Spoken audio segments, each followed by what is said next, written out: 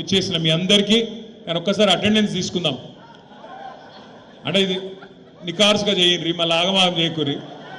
ఒక్కసారి కరీంనగర్ వాళ్ళు చేయలేవాడు. కరీంనగర్ అసెంబ్లీ నియోజకవర్గం, కరీంనగర్ అసెంబ్లీ ఎక్కువగా నడతలేరు.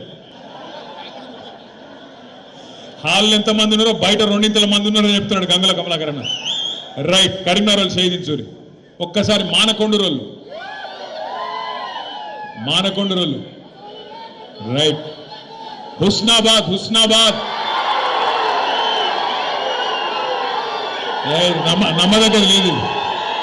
రైట్, నేను హుస్నాబాద్, హుస్నాబాద్, హుజూరాబాద్, హుజూరాబాద్ అంటే అంతా మీరే ఉన్నారు, వేరే వాళ్ళు లేరా? అంతేనా?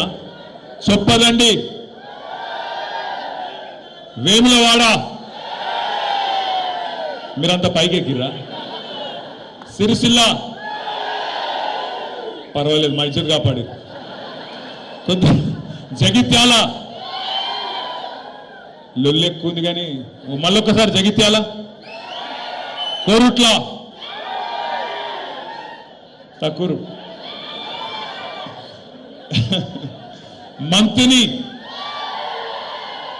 మీ వాళ్ళు ఎక్కడ వేరు, రామగుండం అన్ని కవర్ అయినా, ఇంకేమన్నా మిస్ అయిందా? ధర్మపురి, ధర్మపురి, పెద్దపల్లి. ఇక ఎత్తిన వాళ్ళు మళ్ళీ ఎత్తిన ఆగం చేస్తారు కానీ కూర్చోరు. ఇక రైట్, అర్థమైంది, నాకు కథ అర్థమైపోయింది. కానీ హాల్ ఎంతమంది ఉన్నారో నిజంగా కరీంనగర్లో పెద్ద హాల్ లేకపోవడం ఎందుకు కమలాకర్ అన్న? గిద్ద పెద్ద మనిషి ఉన్నాను, కరీంనగర్లో పెద్ద హాల్ లేదంటున్నాడు అన్న. పేరు పేరున మీ అందరికి నమస్కారం, పేరు పేరున మీ అందరికీ స్వాగతం.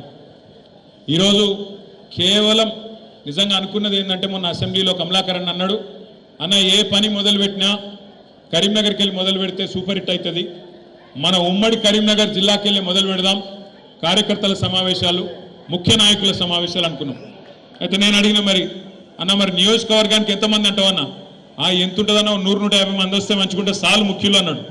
నిజంగా పిలిచింది 100-150, 200 మందినే. కానీ ఇవాళ ఇక్కడ హాల్కి వస్తే దగ్గర దగ్గర వేలాది మంది దాటుకొని లోపలికి వచ్చే పరిస్థితి వచ్చిందంటే మరి మన పార్టీ ఎంత బలంగా ఉన్నదో ఉమ్మడి కరీంనగర్ జిల్లాలో దాన్ని బట్టే చెప్పొచ్చు.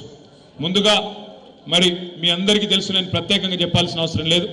పెద్దలు కేసీఆర్ గారికి కరీంనగర్ అంటే సెంటిమెంట్. కరీంనగర్ నుంచి ఏ పని ప్రారంభించినా ఖచ్చితంగా సూపర్ హిట్ అవుతుంది, ఖచ్చితంగా విజయవంతమవుతుందనే ఒక విశ్వాసం కేసీఆర్ గారికి ఉన్నది. కాబట్టే పార్టీ పెట్టిన తర్వాత మొట్టమొదటి బహిరంగ సభ సింహగర్జన మే 17, 2001 నాడు ఎస్ఆర్ఆర్ కాలేజ్ మైదానంలో పెట్టి ఆ రోజు మొత్తం తెలంగాణ ఉద్యమానికి ఊపిరి పోసిన గడ్డ